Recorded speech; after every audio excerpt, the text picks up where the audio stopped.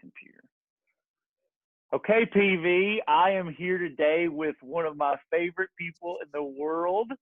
This is Brother Richard Beck, who is an elder at the church that I worked at for 8 years.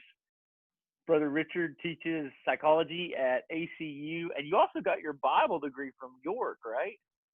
No, I got my Bible degree at Abilene Christian, but I did the first part of that Bible degree at a Northeastern Christian Junior College, which is a Church of Christ school up in Philadelphia, then transferred down to ACU to finish up my degree in Christian ministry. Man, I totally thought you went to York for some reason. Well, anyway, Brother Richard is one of the most influential people in our fellowship. He's written a lot of great books that I highly recommend, from Stranger God to Reviving Old Scratch, which is on spiritual warfare and the devil.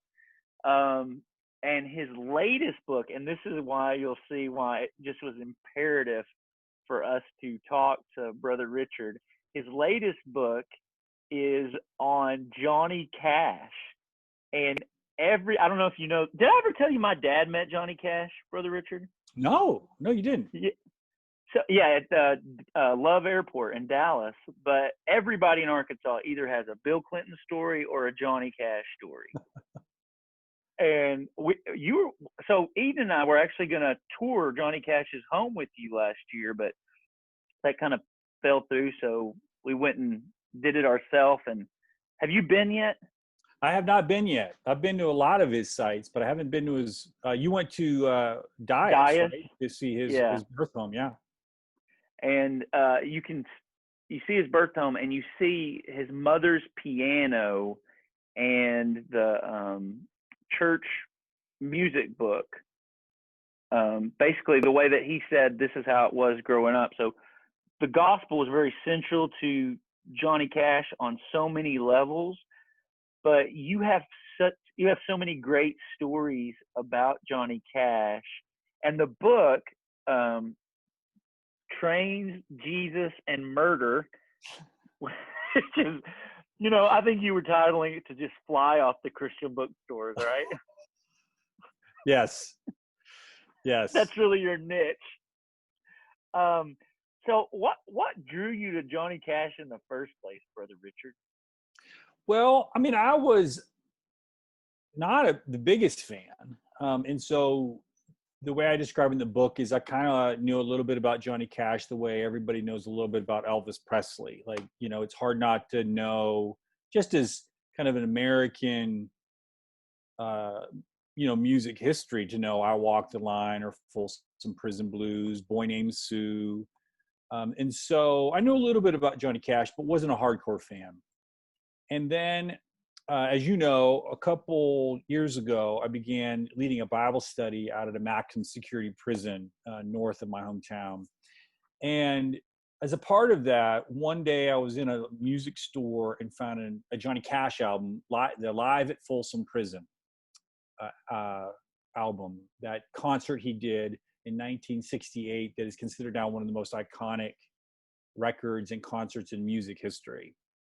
And I thought, this would be kind of cool to listen to, like a live prison concert as I drive back and forth to the prison on Monday nights. And so I popped it in, and just the sound of the room, the energy from the inmates, the warden getting booed, the officers breaking in and calling some of the guys to visitation, calling out their numbers, and it was just kind of a shock of recognition. Like, I knew that world. I knew what it was like to kind of get a boo for the warden.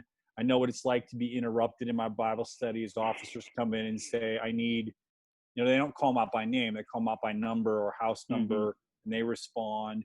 Like, I knew that world, but I also knew the enthusiasm and the gratitude. And that's kind of what you hear on the album, the enthusiasm and the gratitude of the prisoners, that Johnny Cash took the time and the effort to kind of go to them where they were. And that just overwhelmed me. And so I thought, wow, there's something magical about this guy and what he was doing and kind of his connection with the incarcerated that resonated with my own experience. And so I bought the next prison album that album, Folsom Prison, was so successful. They did another album, At San Quentin. That's famous because that's the album that introduced the world to A Boy Named Sue. And I listened to that one all the time. And then I just got addicted to his music and just began listening all the way through his career.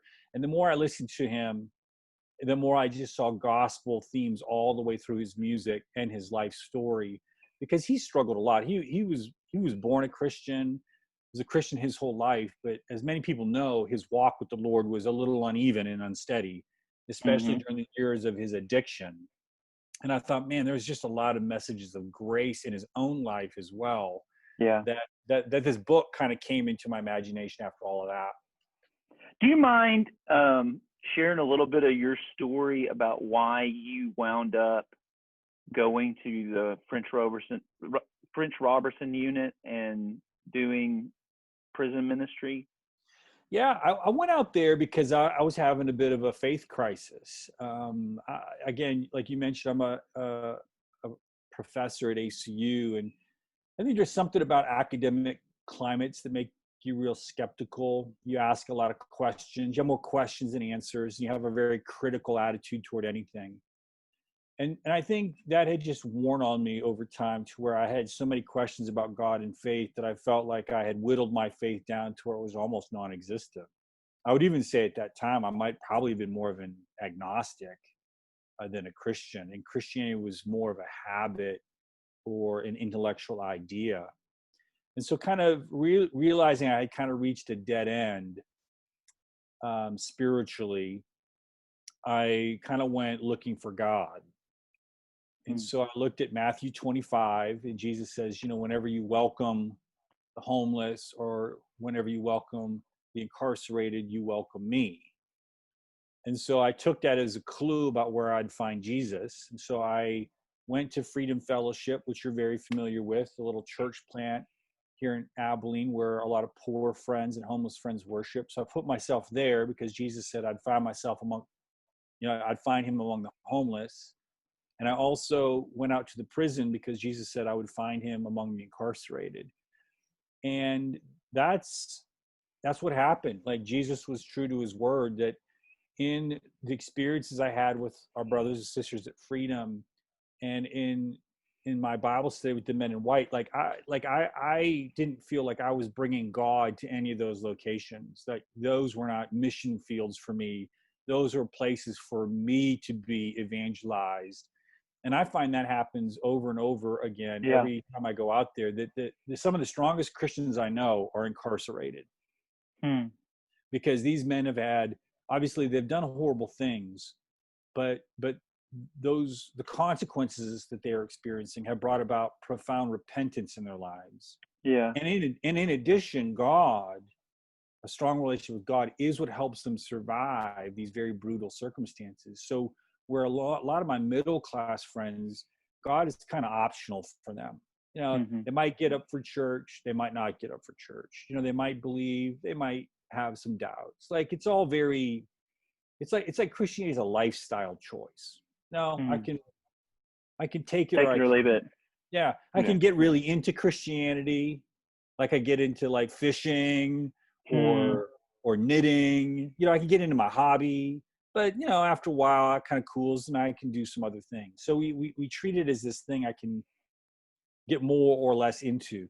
But I tell you what, out of the prison or amongst our friends who are living in very poor circumstances, God isn't optional. Yeah. God is life or death.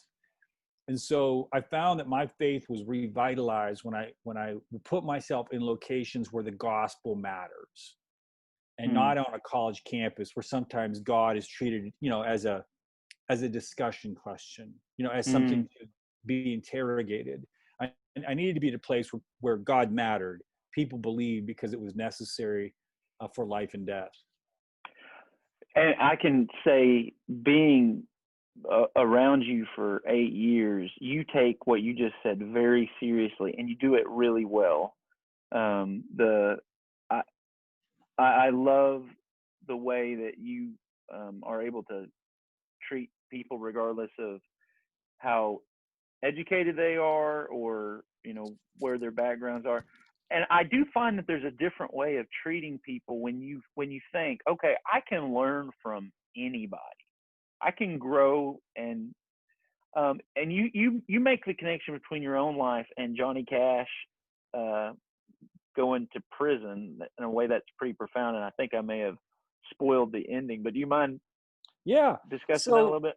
yeah, so when you think about that live at Folsom Prison concert, to understand where that concert was situated in Cash's life, is that he had his early successes in the mid 1950s with those iconic songs like "I Walk in Line" and "Folsom Prison Blues."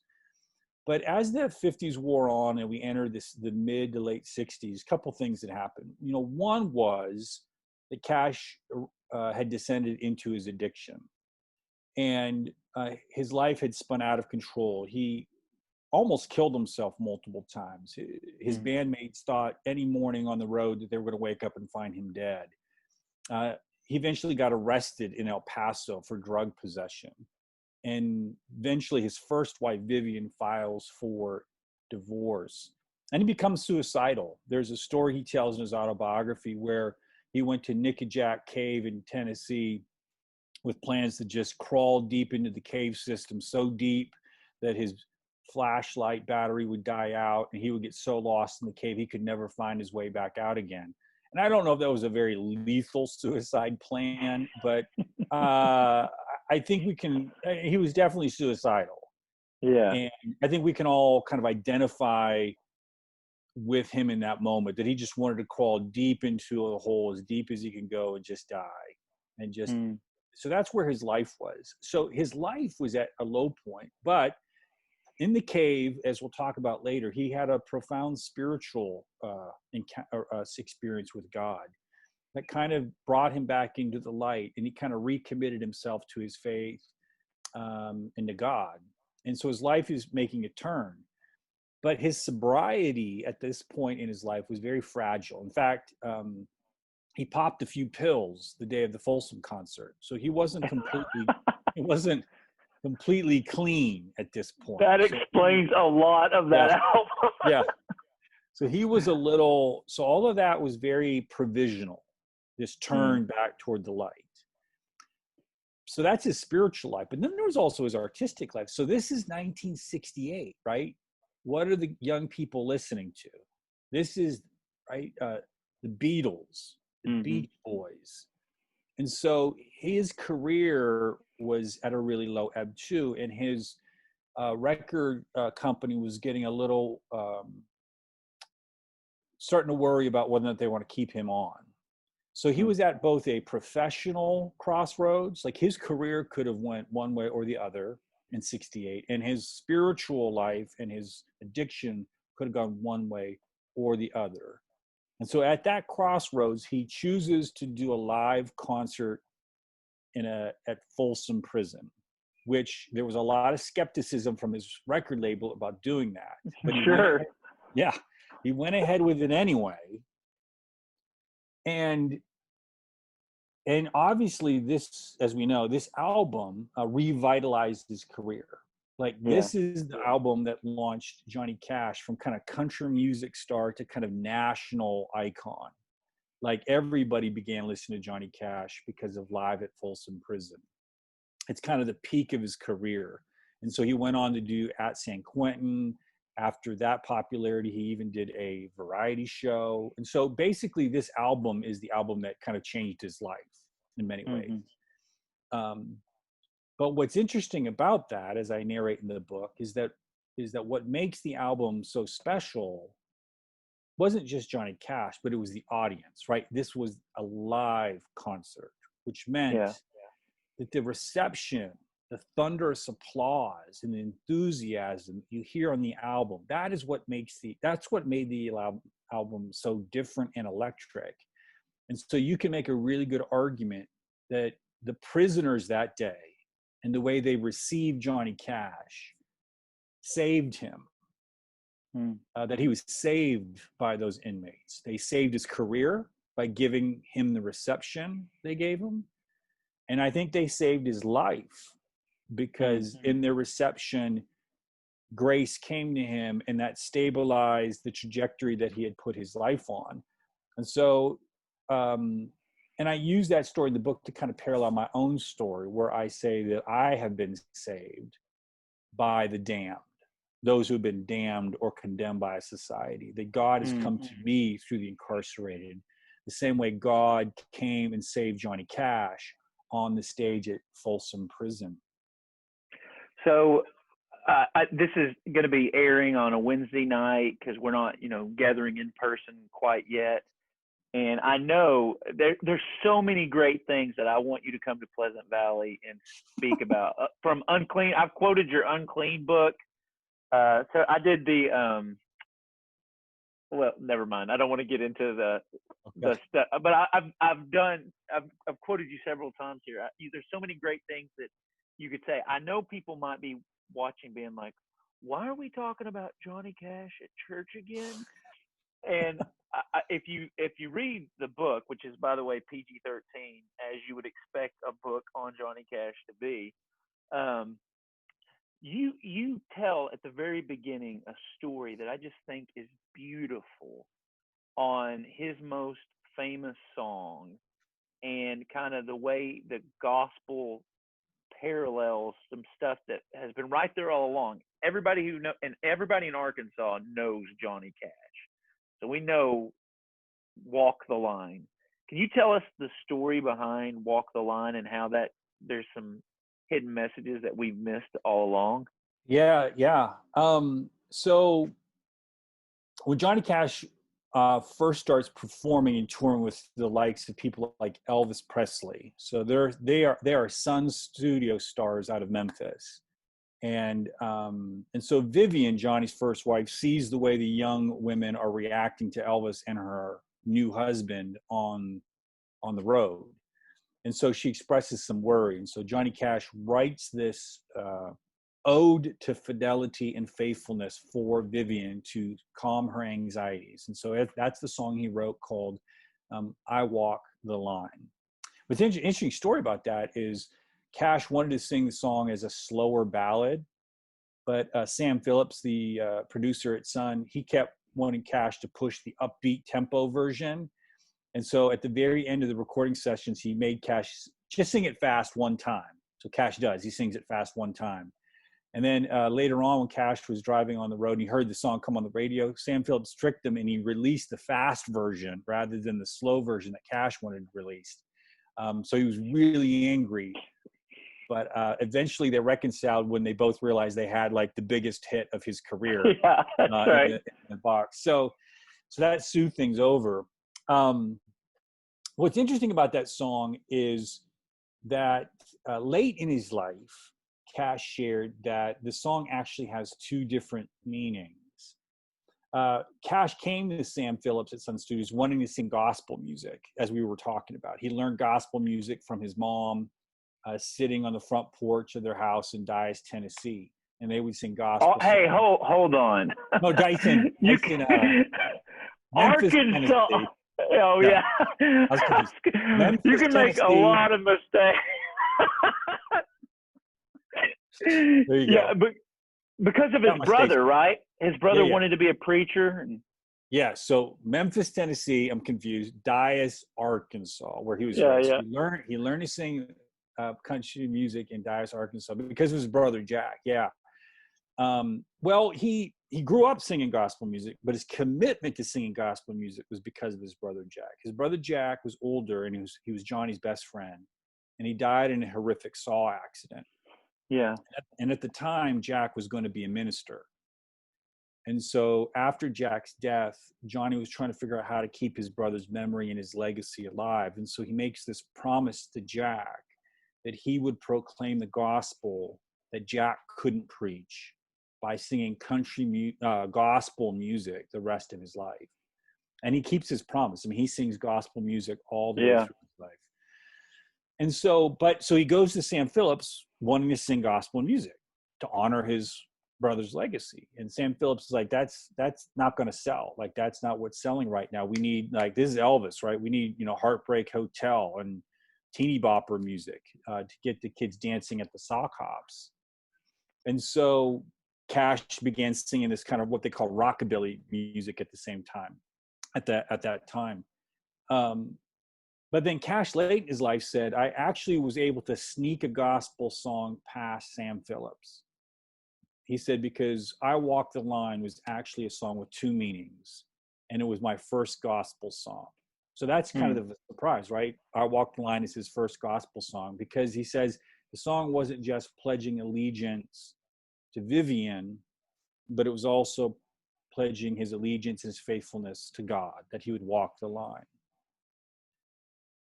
But the story I then tell in the book, as most people know, is that he actually doesn't walk the line at all, right? at all. He breaks his promises to Vivian, and as I've mentioned, they divorce in 1967.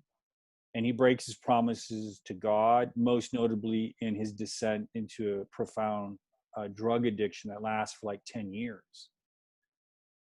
And so we kind of find ourselves back at that moment in Nickajack Cave, where he has crawled into the cave, wanting to just die in there. And so as he's in the darkness and he turns his flashlight out, lays down and waits to die, God speaks to him. And he hears this voice of God saying to him, I am still here. I am still here. And so Cash realized in that moment that while he had wandered off and been very wayward in his commitments to Vivian, to his people, to God, that God had never broken God's faithfulness to him, that God was always here. So I kind of connect that with that Old Testament idea of God's hesed, God's covenantal fidelity, God's covenantal loyalty to his people.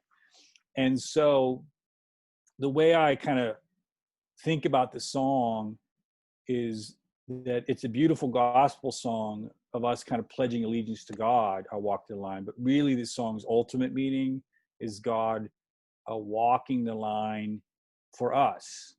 Yeah. And there's lots of beautiful ways you can think about that imagery, but we can't really walk the line for God. Johnny Cash couldn't, we couldn't. The men in my prison Bible study can't. We fail and break our promises, but God's fidelity, God's willing to walk the line, Jesus walking the line all the way to Calvary. That's the gospel. That's the real gospel song.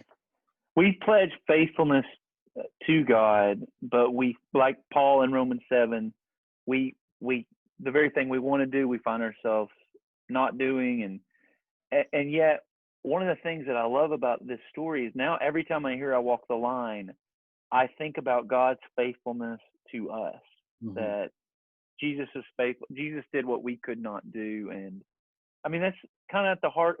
Johnny Cash was a gospel singer in more than one way. Brother Richard, this is a really, really good book. And about, I don't know, 6 months ago, I picked up the Arkansas Democrat Gazette, which is our major newspaper in Arkansas. And there on the front page was this. And I was like, I know him. I know him.